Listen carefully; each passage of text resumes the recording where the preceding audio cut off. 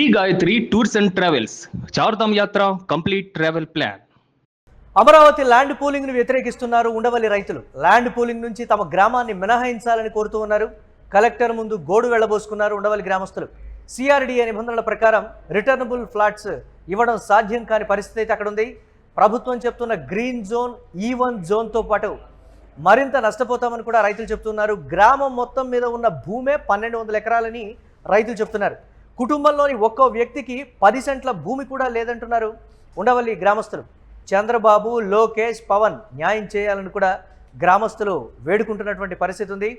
దీనికి సంబంధించి మరిన్ని అప్డేట్స్ మా కరెస్పాండెంట్ వెంకట్ అందిస్తారు. వెంకట్, ఉండవల్లి రైతులు చెప్తున్నటువంటి ప్రధానమైన అంశం ప్రభుత్వం ఎందుకు పరిగణలోకి తీసుకోవడం లేదు అనేటువంటి మాట. పూలింగ్కి సంబంధించి ఉన్నతాధికారులు వచ్చినప్పుడే మేము ఈ విషయాన్ని స్పష్టంగా చెప్పినప్పటికీ కూడా పట్టించుకోవడం లేదనేటువంటి పరిస్థితి. మమ్మల్ని, మా గ్రామాన్ని మినహాయించాలి అనేది వారి ప్రధాన వినతి. ఏంటి అప్డేట్స్, ఏ విధంగా చూడాలి? ముఖ్యంగా ఈ రాజధాని అంశానికి సంబంధించి ఈ 2వ దశ భూసేకరణ అనేది కొన్ని సందర్భాల్లో సక్సెస్ గా కనబడుతుంది, మరికొన్ని సందర్భాల్లో కొంత ఫెయిల్యూర్ అయినట్టు కనబడుతుంది. ముఖ్యంగా అంటే గతంలో చంద్రబాబు చెప్పినటువంటి మాటలను విన్నటువంటి రైతులు, రాజధాని ప్రాంత రైతులు అంటే కాలం మారుతున్న కొద్దీ అంటే వాళ్ళు తర్వాత పరిణామాలు అంటే భూములు ఇచ్చిన తర్వాత కొన్ని గ్రామాల ప్రజలు చూసినటువంటి పరిణామాలు కానీ, ఆ తర్వాత జరుగుతున్నటువంటి అంశాలు కానీ ఇవన్నీ కూడా కొంత ఇతర ప్రాంతాలకు సంబంధించినటువంటి ఎవరైతే రైతులు ఉన్నారో, ఇప్పుడు ఉండవల్లి రైతులు ఉన్నారో, ఇటువంటి వాళ్ళందరికీ కూడా కొంత ఆందోళన కలుగుతుంది. తాజాగా 2వ దశ భూసేకరణకు సంబంధించి కొన్ని గ్రామాల్లో భూములు సేకరించాలని నోటిఫికేషన్ జారీ చేశారు. దీనికి సంబంధించి అధికారులు కూడా సర్వే ఇవన్నీ కార్యక్రమాలన్నీ జరుగుతున్నటువంటి పరిస్థితి ఉంది. ఏది చట్టం ప్రకారం జరిగే కార్యక్రమాలు ఏవైతే ఉన్నాయో ఈ ప్రొసీజర్ అంతా కూడా ముందుకు వెళ్తున్నటువంటి పరిస్థితి ఉంది. కానీ ఈ అంశానికి సంబంధించి ఉండవల్లి ప్రాంత రైతులు మేము స్టీల్ బ్రిడ్జ్ కి సహకరిస్తాము, అలాగే కొండవీడు వాగు విస్తరణకు సహకరిస్తాము, కానీ మిగిలిన వాటికి ఎక్కడ కూడా భూములు రాజధాని కొంత అంటే సీడ్ యాక్సెస్ రోడ్డుకు కూడా మేము సహకారం అందిస్తాం, కానీ భూములు ఇమ్మంటే మాత్రం మా వల్ల కాదు అనే విషయాన్ని వాళ్ళు స్పష్టంగా చెప్పడం జరిగింది.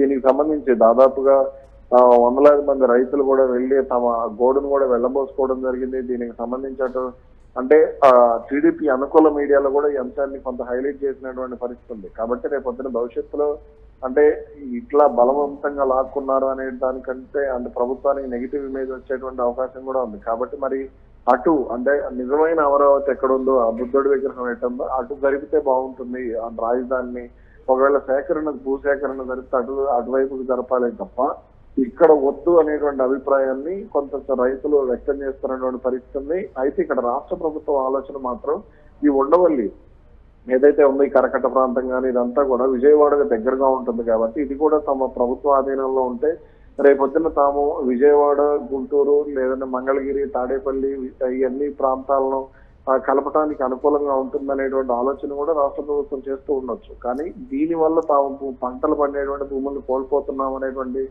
అంశాన్ని వాళ్ళైతే అమరావతి ఉండవల్లి ప్రాంత రైతులైతే వ్యక్తం చేయడం జరుగుతుంది. మరి ఎందుకు చెప్పినప్పటికీ కూడా ఉన్నతాధికారులు కానీ లేకపోతే ప్రభుత్వం కానీ పట్టించుకోవట్లేదు అనేటువంటి మాటని పదే పదే రైతులు ఎందుకు చెప్తున్నారు? అంటే అంత వ్యతిరేకత ఉన్నప్పటికీ కూడా అధికారులు అదే రీతిన ముందుకు వెళుతూ ఉండటం చూస్తుంటే అక్కడ పరిస్థితి కూడా ఈ సమస్యను ఇప్పుడు ఏదైనా సరే ఈ రోజుల్లో రాజకీయం మీద ఎటువంటి సమస్యలకైనా పరిష్కారం దొరుకుతుంది. మనం వెళ్ళి అధికారుల దగ్గర నాకు రేషన్ కార్డు లేదు, లేదంటే నా ఇంటికి నీళ్లు రావట్లేదు, లేదంటే నా ఇంటికి కరెంట్ లేదు అనేటువంటి సమస్యలు మనం అధికారుల దగ్గర ఎన్నిసార్లు మొత్తుకున్నా కానీ అది పనిచేయలేదు. కానీ మనం వెళ్ళి ఒక వార్డు మెంబర్ దగ్గరికి వెళ్ళి చెప్తే ఆ వార్డు మెంబర్ కోట్లు కావాలి కాబట్టి మన సమస్య పరిష్కారం అయ్యే విధంగా చర్యలు తీసుకుంటాడు. అలాగే ఈ రాజధాని అంశానికి సంబంధించి కూడా మనం అంటే ఈ ప్రాంత రైతులు ఎవరైతే ఉన్నారో వీళ్ళందరూ కూడా అధికారుల దగ్గర గోడు వెళ్ళబోసుకోవడం కంటే వెళ్ళి సచివాలయంలో ముఖ్యమంత్రికి చెప్పడమో, లేదంటే ఇప్పుడు ఈ 3-man కమిటీ ఏదైతే ఉందో గుంటూరు ఎంపీ కేంద్ర మంత్రి పంపసాని చంద్రశేఖర్ కానీ, స్థానిక ఎమ్మెల్యే ఇతను తెనాలి శ్రావణ్ కానీ, అలాగే పట్టణాభివృద్ధి శాఖ మంత్రి నారాయణ కానీ, అలాగే ఇప్పుడు ఉండవల్లి అంటే మంగళగిరి పరిధిలోకి వస్తుంది అనుకుంటా, మంగళగిరి పరిధిలోకి వస్తుంది కాబట్టి వెళ్ళి మంత్రి నారా లోకేష్ దగ్గర కానీ ఇలా చెప్పుకునేటువంటి ప్రయత్నం చేయాలి. అప్పుడు మాత్రమే దీనికి ఒక సమస్యకు పరిష్కారం వచ్చేటువంటి అవకాశం ఉంటుంది.